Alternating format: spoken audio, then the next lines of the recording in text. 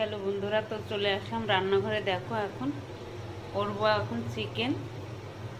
আর এইখানে দেখো আছে আলু কাটা, পেঁয়াজ কাটা, আর এইখানে আমি মশলা দিয়ে মেখে রেখেছি মাংসটা। এখন ঢেকে রাখবো। দেখো কড়াইটা বসিয়ে দিয়েছি, দিয়ে দিচ্ছি তেল, দিয়ে দিচ্ছি